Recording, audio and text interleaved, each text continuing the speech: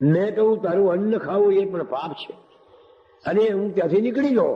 આજે અત્યંત દુઃખી છે એ વ્યાસ. એના છોકરાઓ એને બહાર કાઢ્યો અને અત્યંત દુઃખ આપે છે. બોલો, મેં કહું જો બાપની આંતરડી કકડાવીને તેનું આ પરિણામ છું. તું પ્રોફેસર મોટો એમએસસી થયેલો, ગણિતનો પ્રોફેસર તો મેથેમેટિક્સનો, પણ જો તારી આવી એવું દશા આવી. માટે સાચા ભગવાન તો આ છે આપણા, એને તરછોડ્યા તમે અને દર્શન કાજે મંદિર દોડ્યા. બાપજી કે છે કે એનો શો અર્થ છે, મને સાચા ભગવાન તો આ છે એમ માણીને સેવા કરવી એ ભગવાનની સર્વશ્રેષ્ઠ ભક્તિ છે. બધા જ મારા પ્રભુના સ્વરૂપો છે. એટલે ગુરુ મહારાજે તો ઊંચે ઊંચેથી ગાયું છે કે તું તારામાં ભેદ ન દેખું એવો દેખાય. ભગવાન તારામાં અને આ તારા બાળકોમાં મને ભેદ ન લાગે. આ બધા તારા સ્વરૂપો છે. આવી દ્રષ્ટિ આવી જાય એ ભગવાનની આત્મનિવેદનો પ્રેમ લક્ષણા ભક્તિ છે. ભગવાન વિઠોબા કહે છે કે હે રૂકમા, આ પ્રમાણે ભગવાનની મેં 9 પ્રકારની ભક્તિ તમને સમજાવી. નવધા ભક્તિ. આ ભક્તિને હૃદયમાં ઉતારીને એ પ્રમાણે જે વર્તન કરે એનું અંતઃકરણ શુદ્ધ થઈ જાય, જ્ઞાન સ્થિત થાય અને એને સર્વમાં સર્વેશ્વરના અથવા પરમેશ્વરના એને દર્શન થાય અને એનું જીવન સફળ થઈ જાય. આવી રીતે આવું મધુર દાંપત્ય જીવન છે. પતિ પત્ની જ્યાં બેસીને આવી વાતો કરતા હોય એ સંસાર કેવો મંગલમય હોય, કેવો આનંદમય હોય. કે પૈસો એ જ મહત્વની વસ્તુ નથી. ભૌતિક સાધનો જુઓ, વિઠ્ઠલ ને રૂકમાંબા પાસે શું હતું? મહિને 5 રૂપિયા પગાર મળે, એમાંથી 3 તો દેવડે મોકલાવે. 1-2 રૂપિયામાં મહિનો કાઢે. એ બીજાની ઘેર ખાવાનું. માને પણ કેટલું કેટલું કામ કરવું પડતું હશે. એ વાસણી અજવાળ પણ પડતો હશે, રસોઈમાં મદદ કરવી પડતી હશે, કારણ કે જુવાન હતા 17-19 વર્ષના. એટલે પેલા જે સરપોતદારના ઘરના મારી પાસે શું નહીં કામ કરાવતા હોય, મફત ખવડાવવાનું. એટલે આવા સુંદર દિવસો પણ છતાં કેવો આનંદ છે. જેમાં ભગવાનને આનંદ એમાં મને આનંદ. પ્રભુ તને આમ ગમે છે તો ચાલો એમ, તું જેમ રાખે એમ રહીએ, એમાં જ આપણને આનંદ છે. આ વિઠ્ઠલ અને રૂકમાંબાનું આવું મધુર અમૃતમય કહો મંગલમય દાંપત્ય જીવન આનંદથી વહી રહ્યું છે. એટલે વિઠ્ઠલે કહું દેવી હવે તો 12 થઈ ગયા છે, એટલે આપણે 2:30 વાગે પાછા મળીશું અને વિઠ્ઠલ ભગવાન માની સાથે બીજા કેટલીક વાતો કરશે અને સાંજે 5 વાગે ગુરુ મહારાજનો જન્મ થશે. આપણે જન્મ સુંદર રીતે ઉજવીશું આપણી ભક્તિભાવથી અને પછી કથાનું પણ આહુતિ થશે. અવધૂત ચિંતન શ્રી લક્ષ્મીનારાયણ ભગવાન કી જય. પરમ પરિવાજકાચાર્ય શ્રી વાસુદેવાનંદ સરસ્વતી સ્વામી મહારાજ કી જય. ભગવતી જગદંબા રૂકમાંબા માત કી જય. પરમ પૂજ્ય સદગુરુ શ્રી રંગવધૂત ગુરુ મહારાજ કી જય.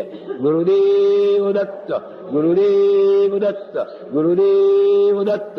નર્મદે હર. શ્રી લક્ષ્મીનારાયણ ભગવાન કી જય. વક્રતુંડ મહાકાય સૂર્યકોટી સમપ્રભ નિર્વિઘ્નમ કુરુ મે દેવ સર્વકાર્યેષુ સર્વદા. શારદા શારદાંબોજ વદના વદનાંબુજે સર્વદા સર્વદાસ્માકં સન્નિધિં સન્નિધિં કુરુ. ગુરુર્બ્રહ્મા ગુરુર્વિષ્ણુર ગુરુર્દેવો મહેશ્વરઃ ગુરુર્સાક્ષાત પરબ્રહ્મ તસ્મૈ શ્રી ગુરવે નમઃ.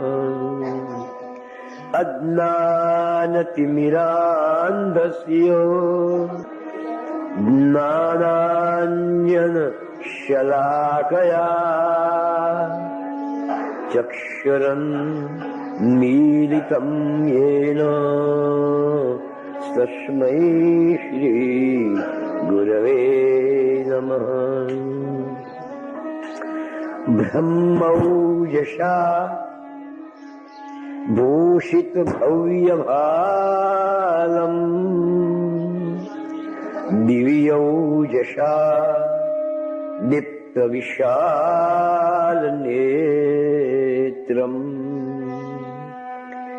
શાંતિ પ્રદમ યસ્ય મુખારવિંદમ રંગાવધૂતમ પ્રણતોસ્મિ નિત્યમ. ચંદ્રાનનાર્ધદેહાય ચંદ્રાંશુષિતમૂર્તયે ચંદ્રાર્કાનલનેત્રાય ચંદ્રાર્ધશિરસે નમઃ. નમઃ પાર્વતીપતયે હર હર મહાદેવ હર. યા દેવી સર્વભૂતેષુ ચેતનાતિઅભિધીયતે નમસ્તસ્यै નમસ્તસ્यै નમસ્તસ્यै નમો નમઃ. અંબે માત કી જય. ભગવતી જગદંબા રૂકમાંબા માત કી જય. વંદો સદગુરુ રંગને નિજ્ઞાનામૃતપાલાર અજ્ઞાનંધનિવારિણે કરો જ્ઞાન ઝળકાર. જેના પુણ્ય પ્રભાવવંત કપના તેજે ભરી ગુર્જરી. જેની શાંત વિશાળ દિવ્ય દૃષ્ટિ અમૃત ભરી છે નરી. જેના દિવ્ય સુદા સમાવચનથી લાખો નિરાશા હરી. એવા દિવ્ય સ્વરૂપ રંગ ગુરુજી સૌનું કરો મંગલમ. સદગુરુ શ્રી રંગવધૂત ગુરુ મહારાજ કી જય. વંદો રૂકમા માતને અનસૂયા સાક્ષાત. દો શુભ આશીષ ભગવતી માગુ જોડી હાથ. ભગવતી જગદંબા રૂકમાંબા માત કી જય. પરમ પ્રેરક પરમાત્માના મંગલ નામનું સ્મરણ કરી એની મંગલ કથાનો સવારની બેઠકનો અધૂરો રહેલો દોર ફરી પાછા પકડીએ. સવારે જોયું કે વિઠ્ઠલ અને રૂકમાંબાનું અતિશય મંગલ, આનંદમય, પ્રેમમય એવું દાંપત્ય જીવન છે. જ્યાં પતિ અને પત્ની વચ્ચે આવો ભાવ અને પ્રેમ હોય, એકબીજાને ખાતર ઘસાઈ જવાની વૃત્તિ હોય, એવા દાંપત્યના સંસારમાં ભગવાન પરબ્રહ્મ દીકરો થઈને અવતરે છે. હા, ભગવાનને અવતાર એવો હતો એટલે રૂકમાંબા અને વિઠ્ઠલને ગોધરામાં લાવ્યા. બંનેનું દાંપત્ય જીવન એવું મધુર છે. ભૌતિક કોઈ સાધન નથી એમની પાસે, પણ એમનું જીવન આપણને બતાવી આપે છે કે આ ભૌતિક સાધનો એ સાચો સુખનું સાધન નથી. પણ જે પ્રેમ છે, આત્માનો આનંદ છે, એ જ સાચું સુખ છે. આપણે સુખને બહાર શોધીએ છીએ, પણ ખરેખર સુખ બહાર નથી. સુખ તો અંદર છે. આપણે સુખની પાછળ પડીએ છીએ, આ શામાં સુખ મળશે? બહારનું જે સુખ છે એ ક્ષણિક છે, ટેમ્પરરી, થોડી વાર માટેનું. આપણને આનંદ આવે કે બસ શ્રીખંડપુરી જમવા છે, તો જમતા સુધી આનંદ રહે, પછી પાછા તેના તે સાંજે પાછી ભૂખ લાગી જ જાય. શું બનાવ્યું છે? એટલા તો રોટલા છે, ચાલશે ભાઈ, ચાલો. જો શ્રીખંડપુરીનો આનંદ માત્ર થોડી વાર રહ્યો. કપડાં પહેરવામાં આનંદ છે, સરસ કિંમતી ઇસ્ત્રીદાર કપડાં પહેર્યા, ઘડી પર આનંદ થયો કે હા શું સરસ લાગુ છું. બહાર નીકળ્યા અને કોઈ મોટર વાળો પસાર થયો અને કાદવ ઉડાડ્યો અને આપણા શરીર પર, કપડા પર કાદવ પડે, સારું જીવ બળીને કોયલો થઈ જાય, અમારા કપડા બગાડી નાખ્યા. તો જે શોખ આપણો જીવ વાળે, એ આપણા હૃદયને દુઃખ આપે, એને આનંદ ક્યાંથી કહેવાય? એને સાચો શોખ ક્યાંથી કહેવાય? જે આપણા હૃદયને આનંદ આપે એ જ સાચો શોખ. બહારનું કોઈ પણ સુખ એ ક્ષણિક છે. બિચારાઓ કે પિક્ચર જોવા જવું છે, ચાલો ગયા, 3 કલાક જરા આનંદ કરે, પણ બહાર નીકળે એટલે માથું દુખ્યું. 3 કલાક આ શું આવે, કંટાળી ગયા. એને સુખ કેમ કહેવાય? સાચું સુખ અંતરમાં છે. એટલે ગુરુ મહારાજ કહે છે કે પ્યારે અંદર ગોતા લગાવ, અંદર ડૂબકી માર, જો કેટલો બધો આનંદ છે. દ્રષ્ટિ ફેરવી વિલોક દિવ્ય રૂપ અંતરે. એક વખત દ્રષ્ટિને ફેરવી નાખ તો અંતરમાં કેટલું દિવ્ય સુખ છે. દિવ્ય સ્પર્શ, દિવ્ય નાદ, ચાખતા ન મન ચડે. જે સુખ મનને બગાડતું હોય, જે સુખ હૃદયમાં વાસના પ્રગટ કરતું હોય, માણસને વિકારી બનાવી દેતું હોય, એ સુખને શું કરવાનું? જે સુખ હૃદયને સાત્વિક આનંદ આપે એ જ સાચું સુખ છે. હા, અને એ મેળવવા માટે અંતરમાં દ્રષ્ટિ કરવી પડશે, આંતરદ્રષ્ટિ. એટલે સંતો કહે છે કે અંદર જુઓ ભાઈ, બહાર સુખ નથી.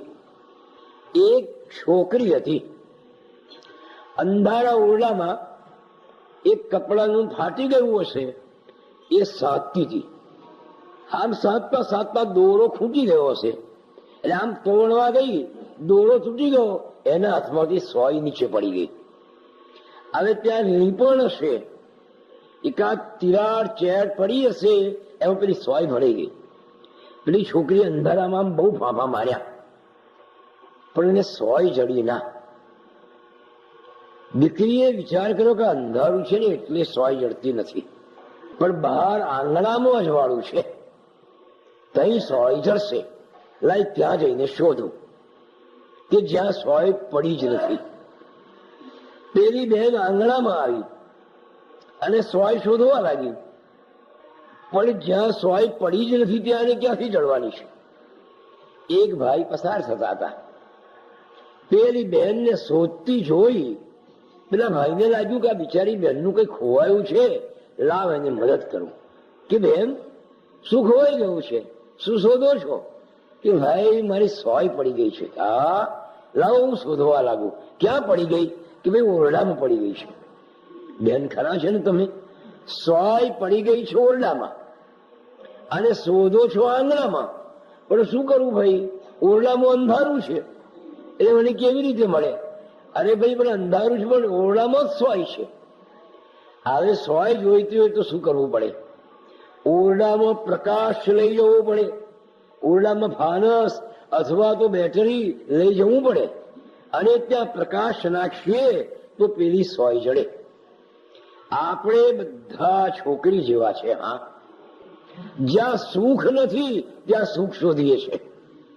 ખાવા પીવામાં સુખ મળશે, કપડા પહેરવામાં મળશે, મિલકત વસાવવામાં સુખ મળશે, બંગલો બાંધવામાં સુખ મળશે, આમ બહાર સુખ શોધ્યા જ કરીએ છીએ. અને પછી દુઃખી થઈએ છીએ. પણ અંદર આપણે શોધતા નથી. જ્યાં સુખ પડ્યું છે ત્યાં પણ કેવી રીતે શોધીએ? અંતરમાં અજ્ઞાન રૂપી અંધકાર છે. જ્યાં સુધી અજ્ઞાન રૂપી અંધકાર દૂર ન થાય ત્યાં સુધી એ સુખરૂપી સોય આપણને કેવી રીતે જડે? એટલે જ્ઞાન રૂપી પ્રકાશ લઈ જવો પડે. જ્યારે જ્ઞાન રૂપી પ્રકાશ લઈ જઈએ અને એની આપણે બરાબર શોધ કરીએ તો અંદરથી આપણને આ સુખરૂપી સોય જડે. બાકી બહાર દેખાય છે ત્યાં ક્યાંય સુખ નથી. હા, સુખ તો અંતરમાં છે. અહીંયા ચારે બાજુ આપણે સુખ સુખ કરીને શોધીએ છીએ પણ સાચું સુખ અંતરમાં છે. એક ભાઈએ ભગવાન શંકરનું તપ કર્યું. ભગવાન પ્રસન્ન થયા કે બોલ ભાઈ, તારે શું જોઈએ છે? કે મહારાજ મને સુખ આપો. ભગવાન હસ્યા કે ભાઈ સુખ કોને કહેવાય તે તું મને કે. દરેકની સુખની વ્યાખ્યા જુદી હોય, દરેકના સુખનો પ્રકાર જુદો હોય.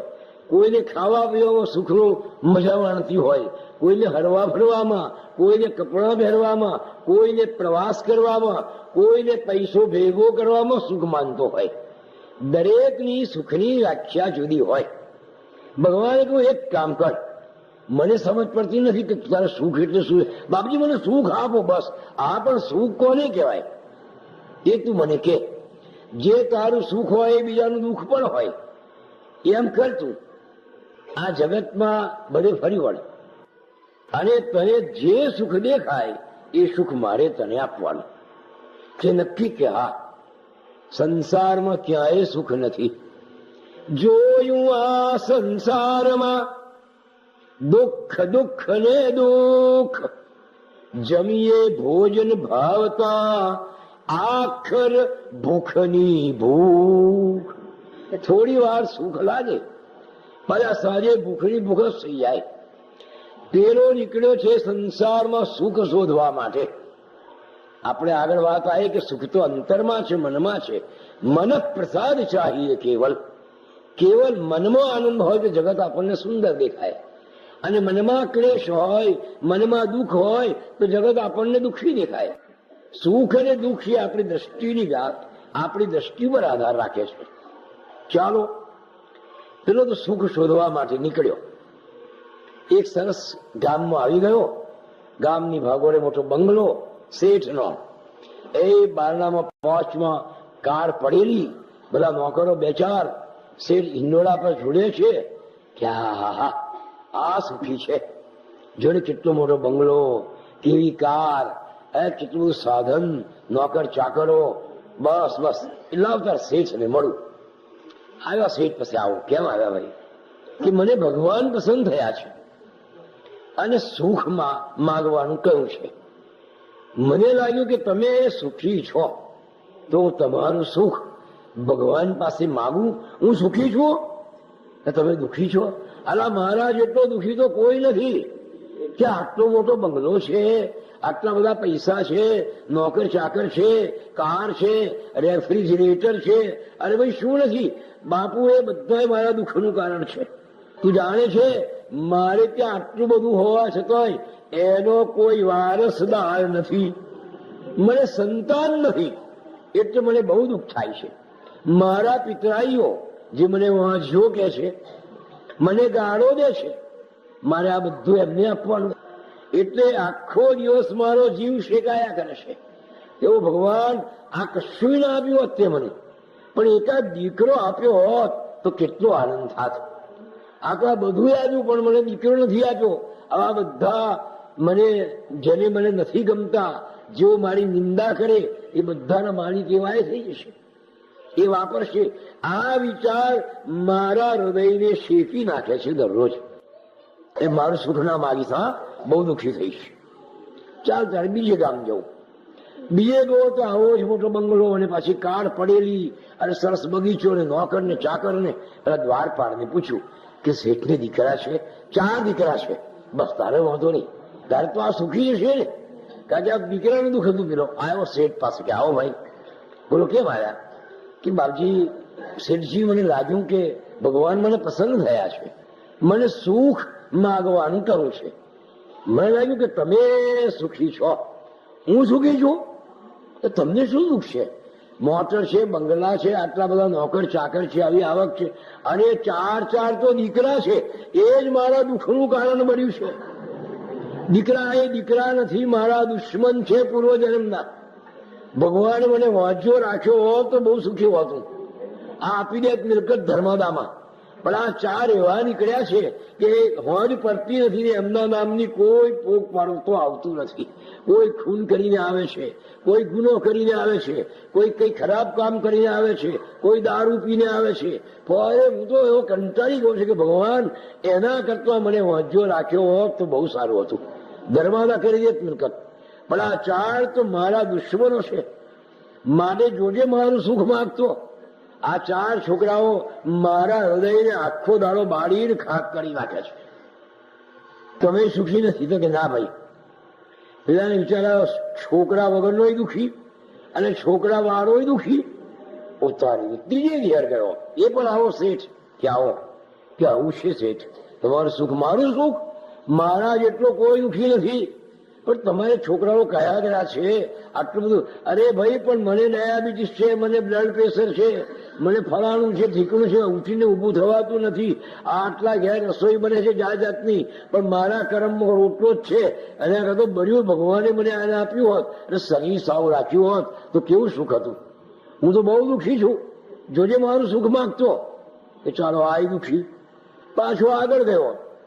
એટલે કેટલીક નાની નાની દીકરીઓ કુમારિકાઓ ત્યાં આગળ રમે, મોજથી અથવા કુકા રમે. ત્યાં છોકરીઓ કેટલી સુખી છે, એ આનંદથી કઈ મસ્તીથી મજાથી રમે છે. આ સુખ માગું કે દીકરીઓ તમે બહુ સુખી, સોના દુખી, અમે સોના સુખી. કોણ જાણે કઈ જવું પડશે અને કોને કેવો પતિ મળશે એ ચિંતાથી અમને તો જરાય એ નથી. જોજો અમારું સુખ માગતા કોઈ નકામો માણસ મળે તો અમારી જિંદગી બગડી જાય.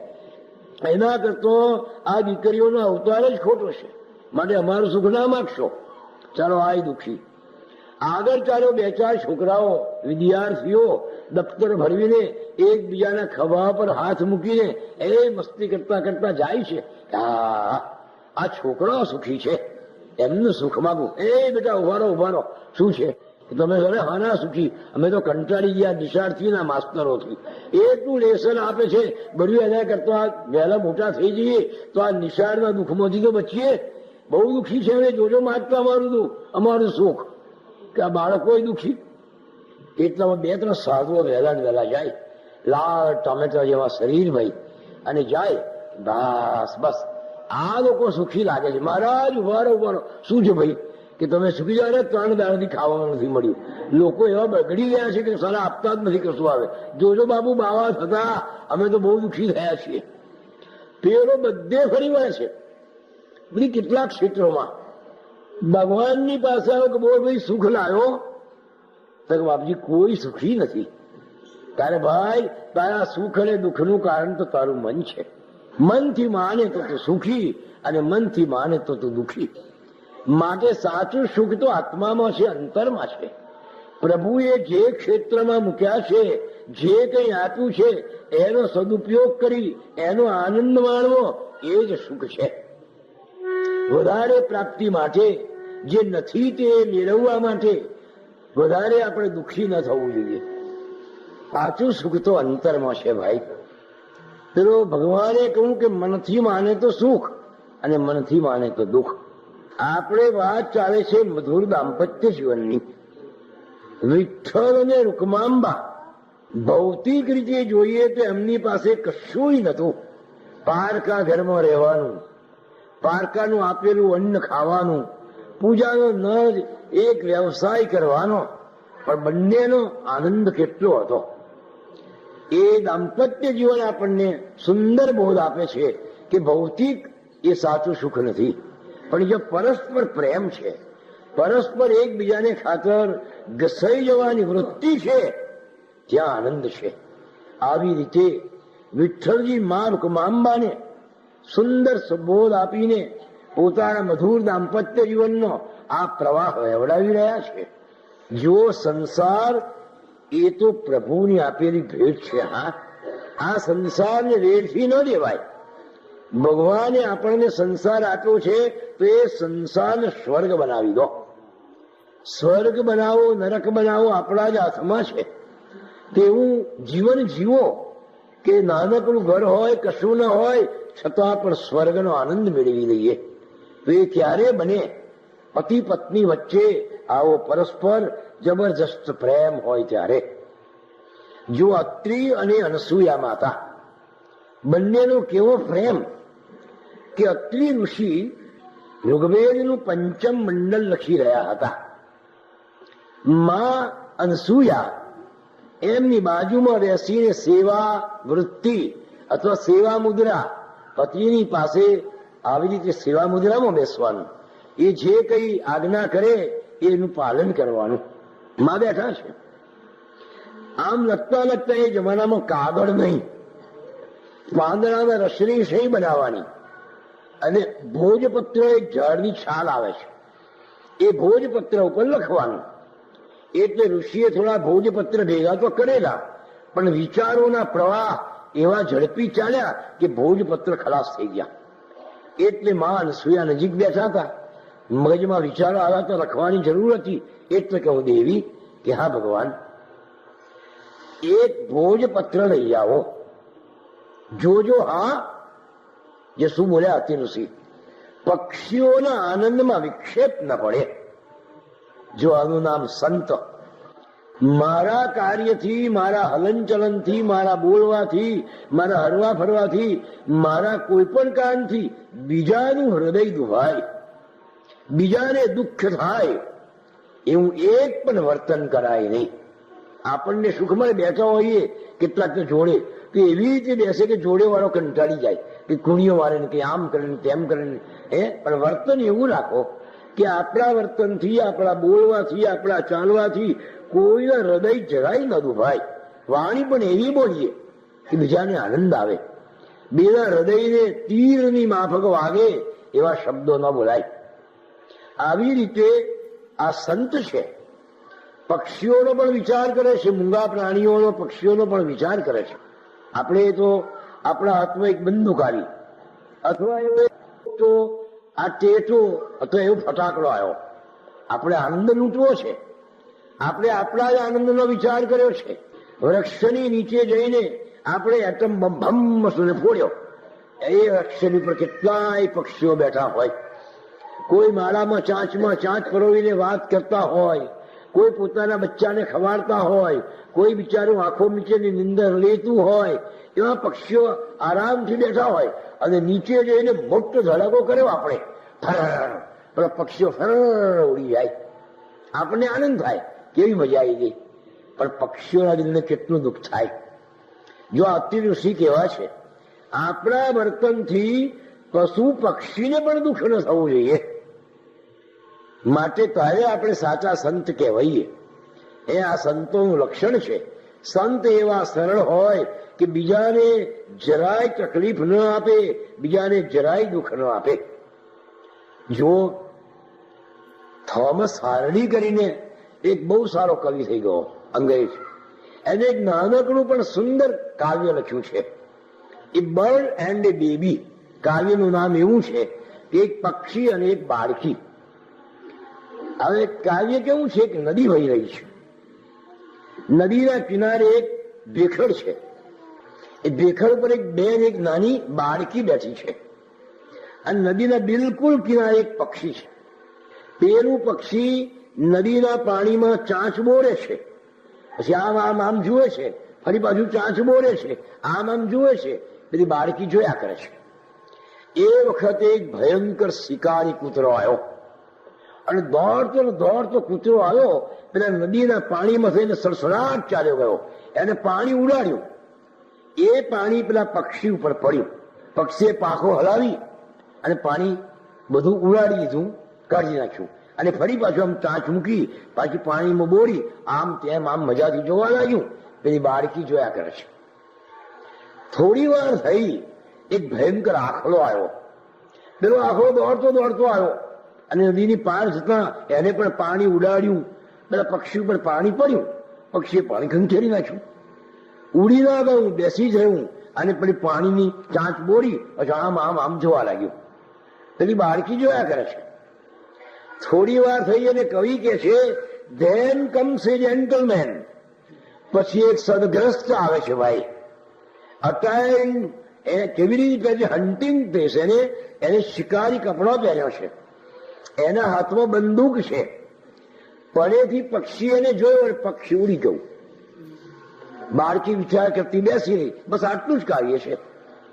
પણ અંગ્રેજ લોકો જે પક્ષીઓનો શિકાર કરે છે એના ઉપર વ્યંગ કરતું આ કવિએ કટાક્ષ કરતું આ એક સુંદર નાનકડું કાવ્ય છે. બસ પેલા ભાઈને જોયા, પેલા જેન્ટલમેન સદગ્રસ્તને, અને પક્ષી ઉડી ગયું.